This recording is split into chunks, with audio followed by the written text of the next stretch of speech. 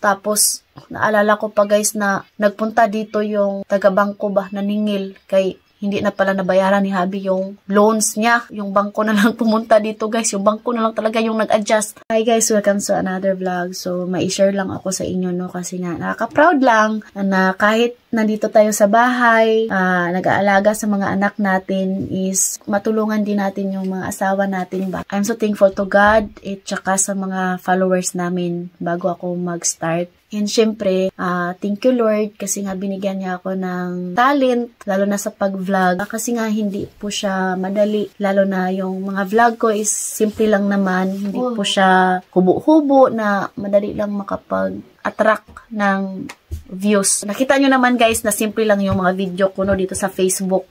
Kung ano yung mga simpleng ganap-ganap namin dito sa bahay, sa labas. So, binablog ko rin lahat ng mga ginagawa ko. Yung mga plans ko sa buhay, pinagdasal ko rin sa Panginoon na siya na ang bahala. Lord, ikaw na ang bahala.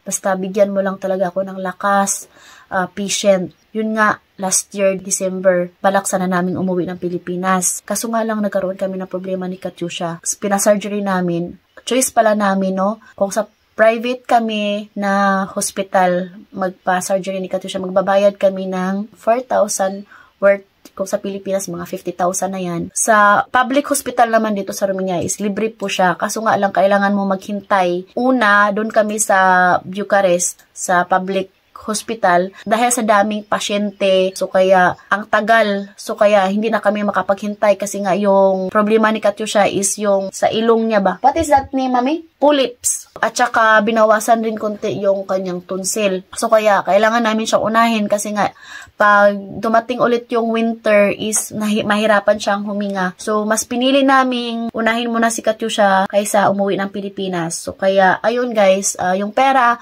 na pambili sana namin ng plane ticket is nabawasan siya. So, kaya sabi ko, Lord, ikaw nang bahala. Ikaw nang bahala sa mga plans namin. Continue po ako gumawa ng mga vlog and hanggat ang daming mga views, nag-viral yun, umabot ng mga 4 million and may nakita pa ako na umabot ng 6 million. Tuloy-tuloy na yon siya, guys. Grabe si God talaga, guys. Grabe talaga. Ngayon, gusto ko lang magpasalamat no na Lord, thank you so much sa lahat ng blessings. Grabe talaga guys, naalala ko lang noon, nung nakita ko si Habi, na bagsak, nabigatan siya dahil sa dami ng mga kailangang bayaran. At that time, hindi pa ako kumita dito sa pag-vlog.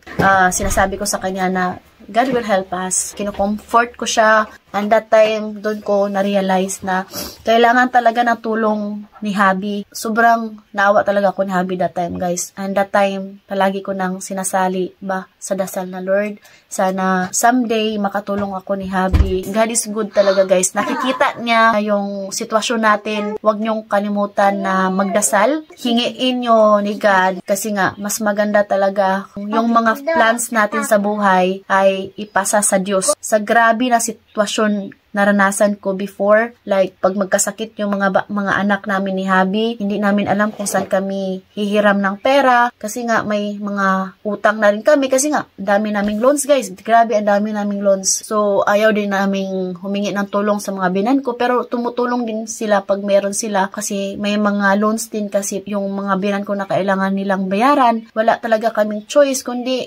magdasal lang talaga. Noon talaga grabe talaga eh. Mangout na lang kasi mong ulo ba kung asa ka dagan. Tapos, naalala ko pa guys na nagpunta dito yung taga-bangko ba, naningil kay hindi na pala nabayaran ni Habi yung loans niya. Yung bangko na lang pumunta dito guys. Yung bangko na lang talaga yung nag-adjust. So, parang naturma-turma na ako ba, grabe. So, kaya, ay nako. Pero grabe guys, swerte ko rin sa asawa ko guys. Bisan og nagkalisod mi, pero yung trato niya is grabe. Mapagmahal talaga siya ba. Yung maglakad-lakad kami noon na para siyang mulutaw bitaw ba.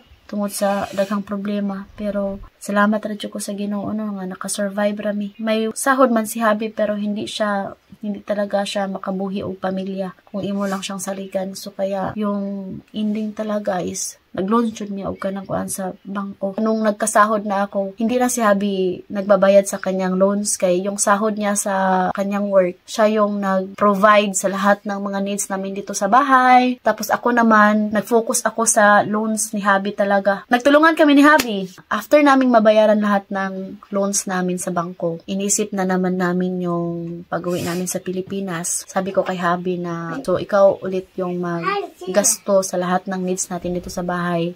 Kasi kailangan ko mag-focus, mag-ipon para makauwi tayo ng Pilipinas. So, I'm so thankful, no? Kasi nga, lahat ng gasto namin pag-uwi sa Pilipinas is galing po sa pag-vlog ko. Hindi po kami humingi sa aking biyanan. Hindi na po kami nag-loans. So, kaya magaan po sa pakiramdam, guys, na lahat ng bagay, paalam natin yung mga plans natin, pangayoon nato, hingiin natin sa Panginoon, basta kinasing-kasing guys ba, ihatag dyan sa Ginoo mo na nga, makaingon ko no nga, God is good. Thank you Lord, kay bisan sa daghang mga kasakit, pagsulay nga mingabot sa mga kinabuhi sa amo ang mag-asawa, wa jud mi gibiyaan sa Ginoo, naasya kanunay, at saka nakaka-proud guys kasi nga ito hiningi ko lang naman to noon pero binigay ni God.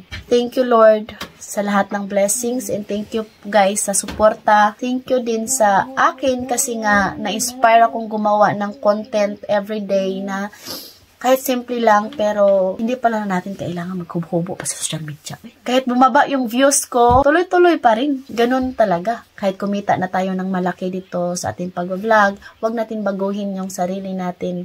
Gimme there go. So, yun lang naman guys, no? So, ayan guys, kakain na kami. Ay, maraming salamat po sa inyo. Una, laban lang, mga nanay. I love you all.